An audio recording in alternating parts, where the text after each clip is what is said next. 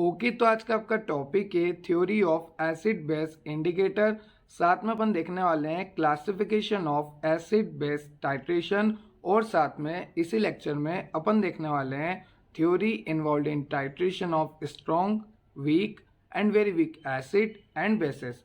ये पूरा portion unit 2 का अपन कवर करने वाले हैं। काफ़ी ज़्यादा इंपॉर्टेंट लेक्चर, और इस लेक्चर से 10 मार्क्स का क्वेश्चन आ सकता है, 5 मार्क्स का तो कंफर्म होता है। ठीक है, क्योंकि यहाँ पे अपन देख रहे हैं theory of acid base indicator, जिसमें ऑसवाल्ड थ्योरी, क्यूनोनेट थ्योरी, या फिर आप बोल लो रेजोनेंस थ्योरी। तो ये जो है इंपॉर्टेंट थ्योरीज होती है। ठीक है, तो लेक्चर को शुरू करते हैं। अगर आपको पुराने लेक्चर की नीड है तो मैंने प्लेलिस्ट की लिंक जो है डिस्क्रिप्शन में दे रखी है, और अगर आपको नोट्स की रिक्वायरमेंट है, पीडीएफ वगैरह की ज़रूरत है, तो मैंने टेलीग्राम चैनल की लिंक जो है डिस्क्रिप्शन में दे रखी है, आप वहाँ से जाके ज्वाइन हो सकते हो। तो चलो कवर करते हैं ये पूरा यूनिट 2 का मेजर पोर्शन। तो टॉपिक को स्टार्ट करने से पहले उसके इम्पोर्टेंस के बारे में बात कर लेते हैं। आज का जो आपका टॉपिक है एसिड बेस इंडिकेटर, इससे आपको 5 मार्क्स में क्वेश्चन आता है। ठीक है, काफ़ी ज़्यादा इंपॉर्टेंट लेक्चर है, और जो थ्योरीज़ है वो 2 थ्योरी है। ठीक है, दोनों मिला के 5 मार्क्स का क्वेश्चन आता है। दोनों थ्योरी के नाम है, एक का नाम है ऑसवाल्ड थ्योरी और दूसरे का नाम है रेजोनेंस थ्योरी, या फिर आप बोल सकते हो क्यूनेनेट थ्योरी। ठीक है, तो काफ़ी ज़्यादा इंपॉर्टेंट लेक्चर है, क्योंकि हर अल्टरनेट ईयर्स में सेमेस्टर एग्जाम में ये क्वेश्चन आता है, theory of acid base indicator. तो चलो लेक्चर को स्टार्ट करते हैं। ध्यान से सुनना, क्योंकि अगर आप ध्यान से सुनोगे तो आपका सारा लेक्चर में ही याद हो जाएगा। ठीक है,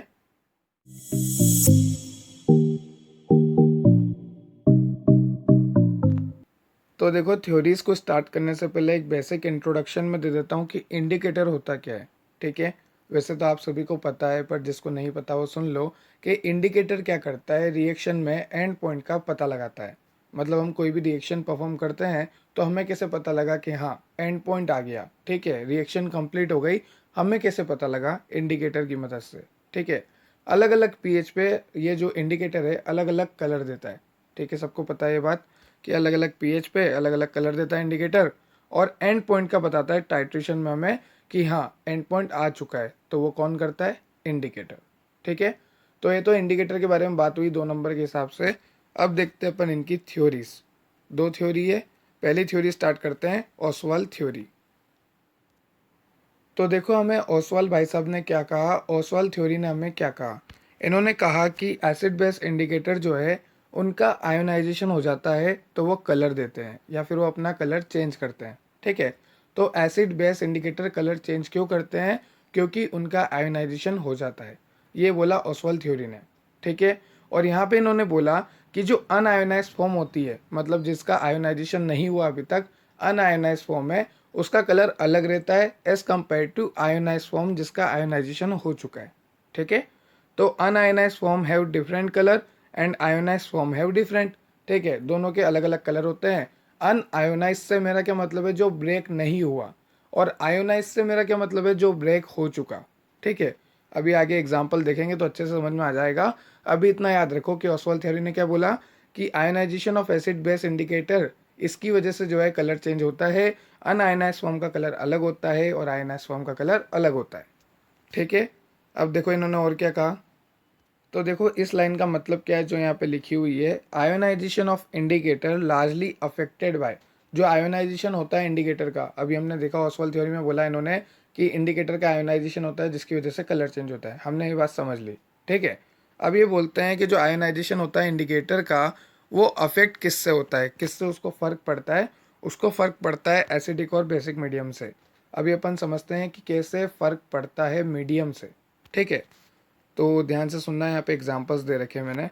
जैसे मान लो यहाँ पे एसिडिक मीडियम है, ठीक है, और यहाँ पे मैंने इंडिकेटर यूज़ किया वीक एसिड। ठीक है, हमें इंडिकेटर को आयोनाइज करना है। ठीक है, मतलब ब्रेक डाउन करना है। तो मीडियम क्या है यहाँ पे? एसिडिक, और इंडिकेटर भी एसिड है, तो दोनों सेम सेम नहीं हो गए? Acid acid. ठीक है, तो दोनों कॉमन हो गए, तो यहाँ पे लग जाता है कॉमन आयन इफेक्ट। कौन सा इफेक्ट? यहाँ पे लग जाता है कॉमन आयन इफेक्ट, जिसकी वजह से यहाँ पे आयोनाइजेशन नहीं होता। देखो लिखा हुआ है आयोनाइजेशन लो। क्यों लो होता है? क्योंकि यहाँ पे कॉमन आयन इफेक्ट लग गया, क्योंकि यहाँ पे जो मीडियम है वो भी एसिडिक है और जो इंडिकेटर है वो भी एसिडिक है, दोनों सेम सेम है, तो कॉमन आयन इफेक्ट लग गया। ठीक है, तो इसीलिए लिखा हुआ है कि जो आयोनाइजेशन होता है इंडिकेटर का, ये इंडिकेटर आयोनाइज नहीं हो पाया क्योंकि यहाँ पे किससे अफेक्ट हुआ? वो मीडियम से। क्योंकि सेम मीडियम था, इसलिए कॉमन आयन इफेक्ट लग गया। ठीक है, और एग्जांपल देखते हैं। देखो और एग्जांपल दे रखा है यहाँ पे, जैसे मान लो बेसिक मीडियम है। ठीक है, अब बेसिक मीडियम में अगर एसिडिक इंडिकेटर होगा तो इजीली डिसोसिएट हो जाएगा, क्योंकि ये अलग है और ये अलग है, दोनों कॉमन है ही नहीं, तो यहाँ पे कोई कॉमन आयन इफेक्ट लगेगा ही नहीं। तो यहाँ पे ये इजीली डिसोसिएट या फिर आप बोल लो इजीली आयोनाइज्ड हो जाएगा। ठीक है, इजीली आयोनाइजेशन ऑफ इंडिकेटर। अब देखो ऐसे ही अगर आप और चेंज करते रहते हो तो देखो क्या होता है।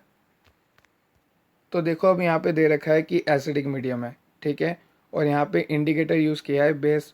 तो मीडियम एसिडिक इंडिकेटर बेस दोनों अलग अलग, कॉमन तो है नहीं जो कॉमन आयन इफेक्ट लगेगा, दोनों अलग अलग है। तो यहाँ पे जो हमारा इंडिकेटर है वो आसानी से डिसोसिएट हो जाएगा, या फिर आप बोल लो आसानी से आयोनाइज्ड फॉर्म में कन्वर्ट हो जाएगा।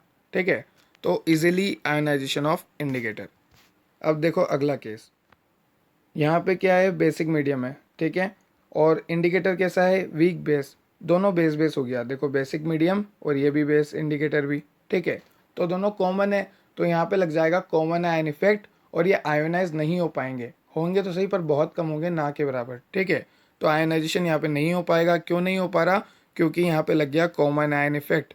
क्यों लगा कॉमन आयन इफेक्ट, क्योंकि यहाँ पे जो मीडियम है और जो इंडिकेटर है उनका नेचर जो है सेम है। ठीक है, तो इस तरह से आप एक्सप्लेन कर सकते हो ऑसवाल्ड थ्योरी को। अब देखते हैं अपन एग्जांपल कि आयोनाइज्ड फॉर्म कैसे अलग होती है, अनआयोनाइज्ड फॉर्म से मेरा क्या मतलब है। ठीक है, देखो एग्जांपल दे रखे हैं यहाँ पे दो। तो देखो सबसे पहले देखते हैं अपन एग्जांपल नंबर 1। यहाँ पे लिखा हुआ है इंडिकेटर, ये आईएन का मतलब है इंडिकेटर। ठीक है, और साथ में है हाइड्रोजन, तो ये जुड़ा हुआ है, अभी टूटा हुआ नहीं है। ठीक है, आयोनाइज्ड नहीं हुआ, अनआयोनाइज्ड है, जुड़ा हुआ है। ठीक है, तो इसका कलर क्या है, कलरलेस है ये। ठीक, अब मैंने इसको डाला पानी में, और जैसे ही मैंने इसको पानी में डाला ये H+ यहाँ से निकला और वाटर के पास आ गया, और ये इंडिकेटर जो है फ्री फॉर्म में रिलीज हो गया, मतलब इसका आयोनाइजेशन हो गया। तो देखो जब आयोनाइजेशन नहीं हुआ था तो इसका कलर था कलरलेस, पर जब आयोनाइजेशन हो गया, आयोनाइजेशन मतलब ये टूट गया, अलग निकल गया। ठीक है, यहाँ से हाइड्रोजन निकल गया, आयंस की फॉर्म में कन्वर्ट हो गया, इसलिए बोल रहे हैं आयोनाइजेशन। तो जो आयन बना इंडिकेटर का वो पिंक कलर का है।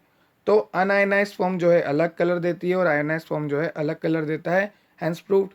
ठीक है, एक और पॉइंट देखो आप, एग्जांपल देखो एक और, यहाँ पे है मिथाइल ऑरेंज जो कि इंडिकेटर है, ये अभी अनआयनाइज फॉर्म में है, टूटा हुआ नहीं है, तो इसका कलर है येलो। पर जब ये आयोनाइज हो जाएगा, टूट जाएगा अलग अलग, तो इसका कलर हो जाता है रेड। तो ये थ्योरी बिल्कुल सही है कि अनआयनाइज फॉर्म का अलग कलर होता है और आयनाइज फॉर्म का अलग कलर होता है। ठीक है, अब यहाँ पे एक पॉइंट लिखा हुआ है, तो देखो यहाँ पे लिखा हुआ है at equivalence point. Equivalence point से मेरा क्या मतलब है, जहाँ पर कंसंट्रेशन बराबर हो अनडिसोसिएट फॉर्म की डिसोसिएट फॉर्म के साथ, मतलब दोनों की कंसंट्रेशन बराबर हो, तो ऐसे पॉइंट को हम बोलेंगे इक्विवेलेंस पॉइंट। सर ये अनडिसोसिएट फॉर्म मतलब, अरे भाई ये वाली फॉर्म जो कि टूटी नहीं है। ठीक है, और डिसोसिएट फॉर्म मतलब जो कि टूट चुकी है, तो दोनों की कंसंट्रेशन बराबर हो तो इस पॉइंट को हम बोलेंगे इक्विवेलेंस पॉइंट। ठीक है, अब चलते हैं आगे दूसरी थ्योरी पे, क्यूनेनॉइड थ्योरी, या फिर आप बोल सकते हो रेजोनेंस थ्योरी। तो देखो ये थ्योरी क्या कहती है, according to this theory acid base indicator exist in two tautomeric form. ये थ्योरी हमें कहती है कि जो एसिड बेस इंडिकेटर होते हैं आपके, वह दो टोटोमरिक फॉर्म में एग्जिस्ट करते हैं। ठीक है, देखते हैं कौन कौन से फॉर्म होते हैं। देखो दो टोटोमरिक फॉर्म इन्होंने बोला हमें, कौन कौन से, एक तो होता है बेंजेनोइड, एक होता है क्यूनेनोइड। ठीक है, तो ये थ्योरी कहती है कि जो आपका एसिड बेस इंडिकेटर है वो दो डिफरेंट टोटोमरिक फॉर्म में एग्जिस्ट करता है, एक का नाम है बेंजेनोइड, एक का नाम है क्यूनेनोइड। ठीक है, और ये जो दोनों फॉर्म होती है ये इक्विबिरियम में होती है, मतलब बराबर में होती है। ठीक है, और दोनों की स्ट्रक्चर जो है डिफरेंट है। अरे सर सीधी सी बात है, नाम ही डिफरेंट है तो स्ट्रक्चर तो डिफरेंट होगी सही। ठीक है, पर पॉइंट बढ़ाने का तरीका बता रहा हूँ मैं आपको। चलो देखते हैं दोनों की स्ट्रक्चर वगैरह। ठीक है, उससे पहले एक दो पॉइंट और देख लेते हैं इंपॉर्टेंट। तो देखो यहाँ पे इन पॉइंट्स में ये बताया गया है कि जो बेंजेनोइड फॉर्म है और जो क्यूनेनोइड फॉर्म है उनकी स्ट्रक्चर तो डिफरेंट है ही सही, साथ में उनका कलर भी डिफरेंट होता है। ठीक है, और ये कलर चेंज क्यों होता है, क्योंकि बेंजेनोइड जो है क्यूनेनोइड में कन्वर्ट होता है और क्यूनेनोइड जो है बेंजेनोइड में, ये चलता रहता है। ठीक है, इनका इंटर कन्वर्जन होता रहता है, इसकी वजह से इनका कलर चेंज होता है। तो बेंजेनोइड की स्ट्रक्चर अलग है, क्यूनेनोइड की अलग है। ठीक है, बेंजेनोइड का कलर भी अलग है, क्विनोनोइड का भी अलग है। और ये कलर चेंज क्यों करते हैं? क्योंकि ये एक दूसरे में इंटर कन्वर्जन होता रहता है इनका, ठीक है। अब देखो इंटर कन्वर्जन होता क्यों है। The change in pH convert one tautomeric form into another, ठीक है। तो एक टोटोमेरिक फॉर्म से दूसरी टोटोमेरिक फॉर्म में क्यों कन्वर्ट होता है, ये क्यों इंटर कन्वर्जन होता है? क्योंकि आप चेंज करते हो पीएच का, और जब इंटर कन्वर्जन होता है तो कलर भी चेंज होता है और स्ट्रक्चर भी डिफरेंट रहती है। ये बात आपको समझ में आ गई, ठीक है। देखो यहाँ पे एग्जाम्पल दे रखा है। तो देखो सिंपल सी बात है, दोनों फॉर्म आपको यहाँ पे दिखा रखी है। एक होती है बेंजेनोइड, एक होती है क्यूनेनोइड फॉर्म, ठीक है। तो आप इन स्ट्रक्चर को याद कैसे रखोगे? नॉर्मल एक बेंजीन बनाना, बना दोगे, ये लगाना रिंग, और इधर क्या एक डंडा लगा देना, ऐसे याद रखो कि डंडे से पकड़ रखा है, ठीक है। वो बारबेक्यू खाते हैं तो वैसे ही याद रख लो, ठीक है। तो बेंजीनोइड फॉर्म तो समझ में आ गई, बेंजीन बना के ये बॉन्ड बना देना है, ठीक। अब क्या होगा, ऐसा सोचो, ठीक है, याद करने का तरीका बता रहा हूँ। ये यहाँ से बीच में से ब्रेक हो गया, जब ब्रेक हो गया तो आधा ऊपर आधा नीचे, तो इस तरह से यहाँ पे आप बना देना, ठीक है। और अगर ये डबल बॉन्ड हो गया तो इनको पकड़ने के लिए ताकत चाहिए, तो यहाँ पे एक एक बॉन्ड और बढ़ा देना। तो कुछ भी नहीं करना, नॉर्मल बेंजीन बनाना, ठीक है, एक एक इधर बॉन्ड लगा देना, हो गया काम, बेंजीनोइड बन गया।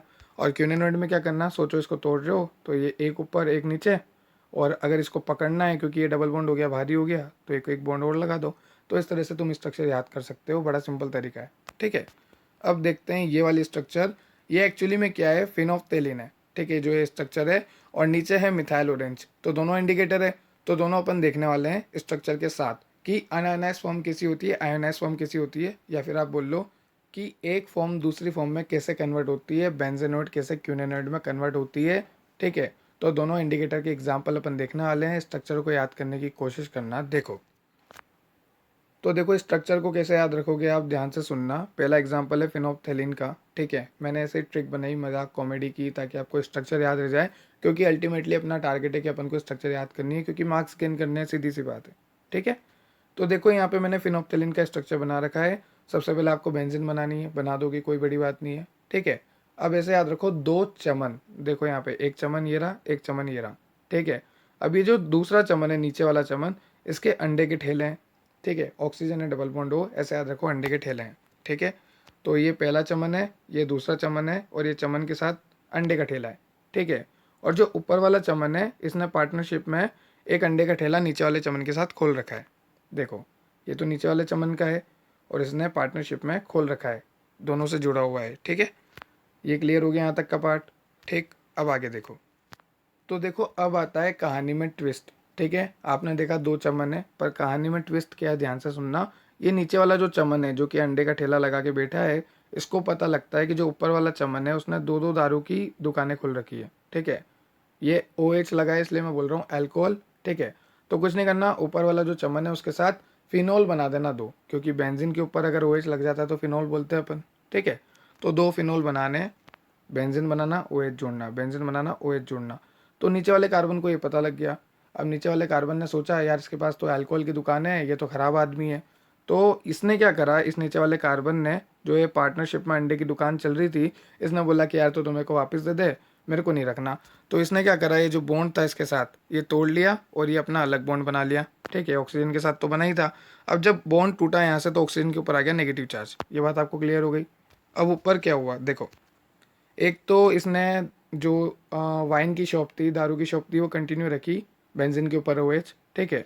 पर दूसरे में इसने क्या करा, इसको लगा कि यार हाँ यार उसने भी पार्टनरशिप तोड़ ली, थोड़ा फील हुआ इसको, तो इसने ऑक्सीजन सप्लाई शुरू कर दी। आजकल कोरोना में चल भी रहा है, तो इस तरह से तुम याद रख सकते हो। मेरे को पता है कहानी नॉनसेंस है, पर तुम्हें स्ट्रक्चर याद होगी। ऑक्सीजन सप्लाई कैसे चालू कर दी, जैसे कार्बन ने, ऊपर वाले कार्बन ने यहाँ पे डबल बॉन्ड बना लिया और ये हाइड्रोजन को निकाल दिया, और ऑक्सीजन हमेशा डबल बॉन्ड में रहता है, बात खत्म, ठीक है। तो इस तरह से आप याद कर सकते हो फिनोप्थेलिन की स्ट्रक्चर, दोनों तरह की। इंटर कन्वर्जन आपको मैंने याद करा दिया, तो स्ट्रक्चर तो तुम अब बना दोगे। तो देखो इस तरफ क्या है, कलरलेस फॉर्म है, ठीक है। ये फिनोप्थेलिन है एसिडिक मीडियम में, ठीक। और इस तरफ क्या है, एक सेकंड में इसको हटा देता हूँ, हट जा। इस तरफ है पिंक कलर, ठीक है। यह है अल्कलाइन, मतलब बेसिक मीडियम में। तो बेसिक मीडियम में जो फिनोप्थेलिन इंडिकेटर होता है वो देता है आपको पिंक कलर, ठीक है। और फिनोप्थेलिन इंडिकेटर एसिडिक मीडियम में होता है कलरलेस। ये बात क्लियर हो गई। अब देखते हैं एक और एग्जांपल मिथाइल ऑरेंज का, ठीक है। एक सेकेंड, इसको करते कैंसिल, चलते हैं मिथाइल ऑरेंज पे। तो देखो मिथाइल ऑरेंज इंडिकेटर का एग्जांपल जो है काफ़ी सिंपल है, इसकी स्ट्रक्चर भी सिंपल है। ठीक है, सबसे पहले आपको बनानी है बेंजीन, इधर लगाना SO3-, ठीक है। उसके बाद नाइट्रोजन नाइट्रोजन दो भाई लगा दिया आपने, पर इधर सिंगल बॉन्ड क्यों, इधर डबल बॉन्ड क्यों लगाया बताओ? क्योंकि यहाँ पे हाइड्रोजन है, ठीक है, इसलिए डबल बॉन्ड वैसे ही हो गया, और यहाँ पे नहीं है इसलिए अपन ने लगा दिया डबल बॉन्ड, ठीक है, और वापस बना दी बेंजीन। ठीक है सर, कुछ नहीं किया, बेंजीन बनाई, दो नाइट्रोजन भाई बनाए, हमें समझ में आ गया यहाँ पे डबल बॉन्ड क्यों लगाया और यहाँ पे क्यों नहीं, क्योंकि यहाँ पे हाइड्रोजन लग गया है, ऑलरेडी डबल बॉन्ड हो गया वो, यहाँ पे SO3- है। अब देखो यहाँ पे वापस बेंजीन बना दी और यहाँ पे डबल बॉन्ड के साथ वापस नाइट्रोजन लिख दिया, सेम इधर जो था, एक सेकेंड, इधर जो था वो कभी सेम कर दिया, बस यहाँ पे पॉजिटिव चार्ज लगा दिया। ठीक है, पॉजिटिव चार्ज को लगाया, दो दो मिथाइल ग्रुप है यार, पावर ज़्यादा है इसके पास, कॉन्फिडेंस में ये इसलिए पॉजिटिव चार्ज। ठीक है, ऐसे ही मजाक में बता रहा हूँ। अब देखो इधर क्या हुआ, जब ये इंटर कन्वर्जन हुआ, तो देखो इंटर कन्वर्जन होने पे क्या हुआ, एक सेकंड में आपको पूरा जूम आउट करके दिखाता हूँ। ये सेम है SO3- का SO3-, ठीक है, बेंजीन की बेंजीन सेम है। अब यहाँ पे क्या हुआ, ये हाइड्रोजन चला गया, और अगर हाइड्रोजन गया तो यहाँ तो डबल बॉन्ड आना ही है, क्योंकि दोनों भाई की जो है वापस दोस्ती हो गई, हाइड्रोजन की वजह से दुश्मनी हो रही थी। ठीक है, और यहाँ से इसके पास से डबल बॉन्ड गया, क्योंकि यहाँ पे जब दोस्ती हो गई तो फिर भाई एक अकेला नाइट्रोजन बेचारा बच गया, तो यहाँ से डबल बॉन्ड भी गया, पॉजिटिव चार्ज भी गया। ठीक है, तो इस तरह से आप याद रख सकते हो, थोड़ा बहुत ट्रिकी करके याद रख लो, क्योंकि एग्जाम में आपको इतना टाइम नहीं मिलेगा कि आप सोचोगे कि हाँ यहाँ पॉजिटिव लगाऊँ यहाँ नेगेटिव लगाऊँ। सीधा अगर थोड़ी बहुत ट्रिक आती होगी तो 1 मिनट के अंदर सब कुछ बन जाएगा ये। ठीक है, अब देखो इसका मतलब क्या है, यहाँ पे देखो कि वही सब बातें हैं कि एक तरफ है क्यूनोनेट फॉर्म, एक तरफ है बेंजेनोइड फॉर्म। शुरू से अपन ये देख रहे हैं कि एक तरफ है क्यूनोनेट फॉर्म, एक तरफ है बेंजेनोइड फॉर्म। और जो मिथाइल ऑरेंज इंडिकेटर है वो एसिडिक मीडियम में रेड कलर देता है। वहीं अगर मैं बात करूँ बेसिक मीडियम की, या फिर मैं बोलूँ एल्केनाइल मीडियम की, ठीक है, तो एल्कलाइन मीडियम में ये येलो कलर देता है। ठीक है, तू हट जा यार, एक सेकेंड एक सेकेंड, हाँ ठीक है, तो एल्कलाइन मीडियम में ये येलो कलर देता है। तो इस तरह से आपने देखा आज का आपका topic theory of acid base indicator. दो थ्योरी देखी, ऑसवाल्ड थ्योरी और दूसरी रेजोनेंस या फिर आप बोल लो क्यूनेनोइड। काफ़ी ज़्यादा अच्छी थ्योरी थी, समझ में भी आ गई, एग्जाम्पल भी देख लिए। ठीक है, अगर आपको फिर भी कोई डाउट है तो आप कमेंट सेक्शन में कमेंट कर सकते हो। अगर आपको किसी और टॉपिक से रिलेटेड डाउट है तो भी आप कमेंट सेक्शन में कमेंट कर सकते हो। अगर आपको पुराने लेक्चर देखने हैं तो मैंने प्लेलिस्ट की लिंक दे रखी है, और अगर नोट्स की रिक्वायरमेंट है तो आप टेलीग्राम पे जाके मैसेज कर सकते हो या इंस्टाग्राम पे जाके कर सकते हो, दोनों की लिंक मैंने दे रखी है। ठीक है, और भी अगर कोई नीट की प्रिपरेशन करता है तो ज़रूर सजेस्ट करना, क्योंकि मैंने स्टार्टअप नीट से ही करा था और अभी मैं फार्मेसी वगैरह सब पढ़ाता हूँ। Thank you so much, thanks for watching, keep support, thank you.